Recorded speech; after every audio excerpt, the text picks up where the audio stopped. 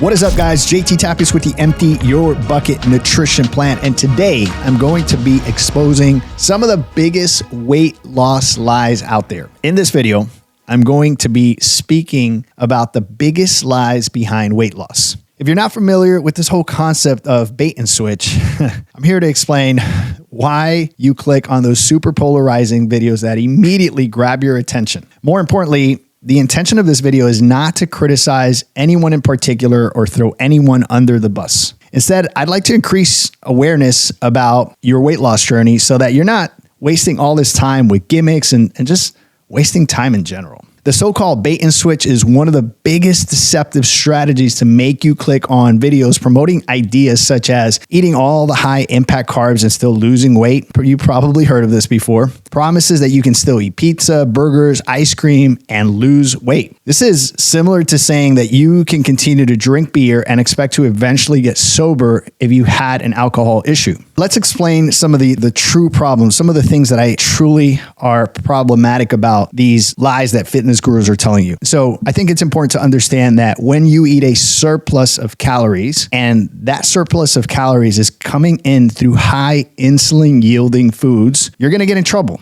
And so everything from the breads, the pastas, legumes in the form of beans, lentils, garbanzos, all those things that spike a whole lot of insulin. The problem is the SAD, the SAD diet, the standard American diet is saturated with starchy carbohydrates. So you wonder why we are in so much trouble. These gurus are telling you that you can continue to go at it. They're telling you that you can continue to ingest all the high insulin yielding starches, that you're going to be fine. But you see, what they don't understand is that every time you do this, you secrete dopamine, that neuroreceptor that's associated with well-being. So anytime you get stress or there's friction in your life or something is breaking down, we look for a dopamine hit. We usually do that in the form of food, and we don't just do enough, we do more than enough. And so, of course, that's creating, a chain of reactions in your body. One of those is that you create a dependency. You create a dependency for sugar, right? You become addicted to food. That food addiction becomes something that is very present in your life.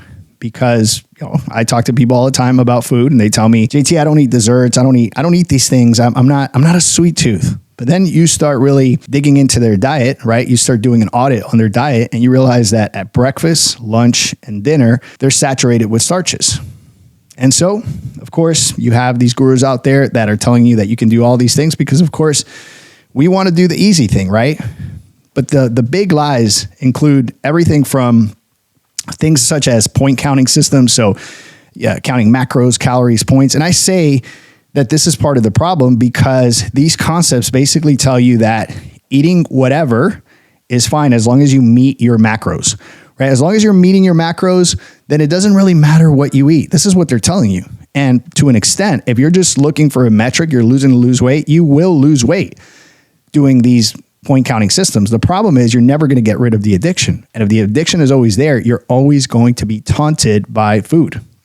These things are very unsustainable, right? These things will not get you to where you want to go. You're constantly just feeding the addiction to your brain, right? That addiction that you have to high sugars. I want you to remember this, okay? In this whole idea of your weight loss journey, there's an equation that consists of calories in, right? This is the food you consume. Calories out. This is exercise, not just going to the gym or running, but actually just the act of living, right? The act of breathing, thinking, all these things burn calories. And then you have calories stored, which is usually stored in the way of fat. So you have calories in through food, calories out through exercise, calories stored usually through fat. And so then you say, man, JT, this is... It's kind of sad, right? Is there anything I could do about this situation? And I believe the solution involves just a multitude of things, but I'm going to give you the most important things, okay? I think that we need to understand that we all have a weight set point, okay? Adjusting that weight set point is incredibly important to get over the problem. So let me explain weight set point. Your body is a very intelligent mechanism. Your body will do everything in its power to maintain homeostasis, meaning a balance. So if your body's used to being 300 pounds, even though it's not healthy, it recognizes that as being healthy. So you just continue in that weight regardless of what you do, and your subconscious mind is always sabotaging your conscious mind. and leading you to eat the things that you don't want to eat because your set point is something that is so registered in your system as something healthy that your body doesn't know any better. And so you say, well, what do I do? Well, we're going to talk about a couple of things. I think the fundamental pillars are to actually reclaim your palate and your brain's reward system. Resetting your palate simply means that what you're basically getting away from the things that are possibly getting you in trouble now in the form of sugar, salt, things of this nature. And you want to get away. You want to be in abstinence for a little while so that you can recover that palate so that when you go to those things, you won't need them or want them as much as you possibly need them or want them now. Reclaiming your brain's reward pathways is simply, right, changing the way your brain perceives reward around food. Those are two fundamental pieces that need to happen for you to be able to be consistent. Emphasizing consistency is the number one thing with your body really releasing the weight. So you might not see huge leaps and bounds in the beginning, but if you stay consistent and you practice the 80-20 rule, right? Meaning 80% of the time you do the right thing, 20% of the time you give yourself a little leeway, right? What's going to happen is you're going to start to tilt the scale in your favor. This is important, okay? But this requires time. It requires consistency. So then the question is, okay, well, JT, what do I eat in the meantime? And that's a really good question. I'm going to give you the basics here because I'm speaking to so many people at once.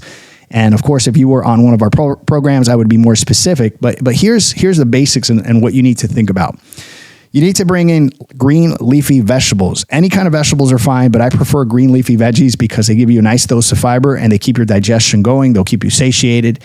You also need to bring in lean proteins, right? You need to bring in those lean proteins because one of the incredible benefits of lean proteins is that it doesn't spike as much insulin as the other macronutrients. So that is super, super important. You need healthy fats, right? Opposed to what many people think, fats are not the enemy. It's sugar that is actually getting us in trouble. Of course, you want healthy fats, avocados, olive oil, coconut oil, udo's oil, egg yolks. All these things are good fats that are going to help us stay satiated, have energy throughout the day. You need a micro balance, meaning that you need to bring in your vitamins. Now, when you think of vitamins, the first thing you think about is a little container with some pills in it that you take every morning. You're one a day, and those are okay. Those are fine. Those are synthetic micronutrients, and those are needed, and those help. But more importantly, what you want to think about when you're eating your vegetables, when you're eating fruits, you want to actually have color, all the colors, right? You want to bring all the colors in so you're getting a nice balance of micronutrients. This is super important. Second to that, I would say probiotics. Probiotics are important for gut health. 80 to 90% of your health is in your gut. And so things such as sauerkraut, kombucha, which is fermented tea. And the last one that I'm not too much of a fan of, it has, a lot of great propaganda, but Greek yogurt would be my third option for probiotics. The other question I get oftentimes is, JT, what do I do for my workouts? How do I move, right? And I'm going to be boring, and I'm just going to tell you that the most efficient thing to do to decrease body fat and lose unwanted weight is walking for weight loss and decreasing body fat percentages. There's many, many, many studies that show you that if you walk versus running, sprinting, biking, or doing any of those high cardiovascular activities, that you're going to lose weight in record time, okay? The other thing I would say about walking that I really like is that it preserves muscle. When you run, you burn a lot of testosterone. Testosterone is a muscle builder. And so if you're constantly burning through your testosterone, you're going to have very little left to build muscle. This is why runners are lean. Some of them look skinny fat. But the truth is that the walking component is going to help you preserve muscle. And I don't know about you, but that's important to me. I think it is to most people. Also, when you lift weights, I think focusing on compounding muscle groups is one of the best things you can do. So you have many, many forms of weightlifting. I like compounding muscle groups because it's just more efficient. You get to do, for example, chest, shoulders, tries, core in one day. You get to do legs, core 2 days later, and then 2 days after that, you do back, bicep, core. There you have all the muscle groups, and this is going to give you plenty of time to recover. The other thing I would say, and that is underestimated, is your recovery. And recovery entails sleeping a minimum of 7 to 8 hours so you're not secreting cortisol. Cortisol is a stress response hormone. If you're secreting too much cortisol, it will hinder your weight loss. So you want to make sure you're sleeping at least 7 to 8 hours each night. Okay. Super important. You want to go to bed early and rise early. This is one of my super hacks. I tell you that nothing good happens past 10 p.m. right? So try to get to bed so that you can get 7 to 8 hours. And if you do that, that's pretty much going to guarantee that you're going to get up before the sun comes out. And if you do that, you're going to find some incredible blessings of getting up before the sun comes out, because you'll have time to prepare for the day. It's one of the most incredible times. No one's bothering you, and you can read, you can feed your spirit, you can feed your mind, you can actually get your cardio in. If you wait till the end of the day to work out or get your cardio in, most likely it's not going to happen. Okay. So going to bed early and waking up early before the sun comes out is super important. The other thing that I often say to my members is that training every other day is probably one of the best things you can do. We have a tendency to think that we should go to the gym every day, and I think that's a good habit. But that being said, we want to be smart about the way we move, about the way we activate our physiology. And going every other day is going to allow your nervous system to recover. This is really, really important, because if you're working out every single day and you're not giving your nervous system time to recover, you're not going to see gains very quickly or at all. Okay. So you want to work out every other day. So maybe you have a schedule like Monday, Wednesday, Friday, and then Tuesday, Thursday, Saturday, you do cardio. So Monday, Wednesday, Friday, you do resistance training. Tuesday, Thursday, Saturday, you do your walks, right? And I think that's one of the best ways to go about it. The other pillar that I want to share with you here is that you want to make sure that you're eating every 3 hours, not for what the gym bros tell you, which is that if you eat every 3 hours, that speeds up your metabolism. I think that's true in 0.9% of people. So that's not why we're talking about eating every 3 and not going without 4. This doesn't speak to reactive eating. This doesn't say you should just, put food down your mouth every 3 to 4 hours but instead it says that this cadence is going to allow you to tame your hunger. And that's super important, right? If you're hungry, you're not rational. If you're not rational, you fall very easily for mishaps and temptations, and you just get triggered very quickly, right? So the cadence of every 3 to 4 hours is so that you're never getting overly hungry. And more importantly, and this, I live by this, is you want to maintain insulin stability. Insulin stability is one of the healthiest things that you can do for your body. I also want to talk to you about mindset, because, I think most diets really skip through the whole mindset aspect of it. And I actually think 80% of your progress will come from the right kind of mindset, right? And so number one, as cheesy as it sounds, you have to find a strong why that's going to keep you consistent, keep you doing these things every single day. You need to connect it to your convictions, right? Your life convictions, the way that you want to go about life, right? How you want to show up in life. And so connecting your why to your convictions is super important. You want to foster a growth mindset. A growth mindset simply says that you want to continue to move forward, to grow every single day. You're not happy with just being stagnated, and you're constantly pushing the boundaries and getting better and better and better. Another thing that is often understated, and most people don't even think about it when it comes to fitness, is limiting your exposure to toxic people. If you limit your exposure to toxic people, a lot of great things are going to happen, because that energy that goes towards drama, now you can channel into things that are actually going to bring a return on investment. I think that's amazing, right? And no one wants to live a stressed life. You don't want people that have too much drama. I do believe that we should help others. We should pick others up, but we don't want to be down in the ground with them. We want to pick them up, and then we want to keep moving. So limit your exposure to toxic people, and you're going to be able to channel that energy into things that'll bring a bigger return on investment. I'm a big fan of reading. The saying, readers are leaders. I don't believe all readers are leaders. I do believe some are, though.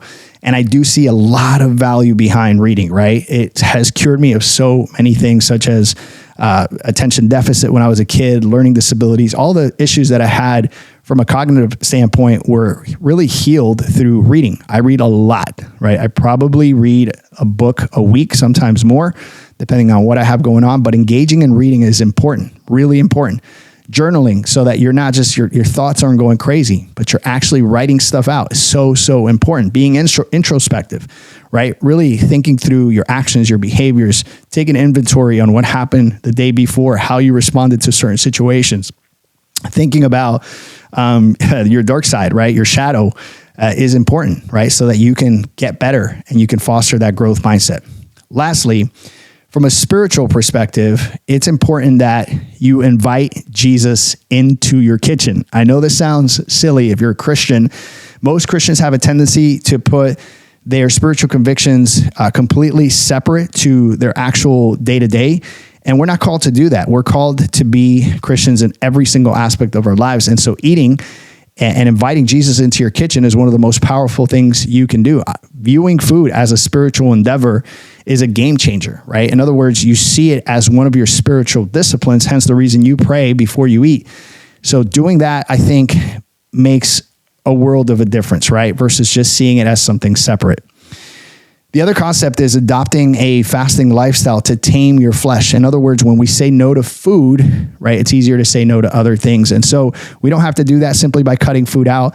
We can actually cut certain foods out of our lives, which maybe taste really, really good, but we're saying no to those things because we're trying to meet a metric. And on top of that, because we're denying ourselves from the thing we want, we learn how to say no. And I think that's it's very powerful. So I'm not just saying fasting from the sense of not eating, but actually stop eating certain foods, maybe Monday through Friday, create some healthy boundaries. And then Saturday and Sunday, you can give yourself, some cheat meals and things of that nature. I think that's a healthy balance. Lastly, I want to say that recognizing the power of communion with the Father is everything, right? The Bible says that the two main commandments are to love God with our mind, our strength, our spirit, that we are to love God with all of our being, right? And then the second commandment is loving others. I think that when we go back to that first commandment and we're in communion with the Father, there's a lot of power that springs from that interaction, right? This is super powerful, and I can talk about this for hours, but I'll just keep it at that. And then striving for discipleship. Discipleship is simply, as a disciple of Christ, you're called to be disciplined for a lifetime. You're called to be a learner. You're called to foster a growth mindset, and you're called to take care of the temple of the Holy Spirit. So don't believe the lies that all these gurus are spreading. Anything worthwhile is going to require effort, but that effort will be worth it long run, right? For the long run, it's going to really, really, really matter. And so do the hard work up front. There's no better testimony than a life well lived, so put the fork down. I hope you enjoyed this video. My name is JT Tapias with the Empty Your Bucket Nutrition Plan. I'll talk to you guys soon. Ciao, ciao.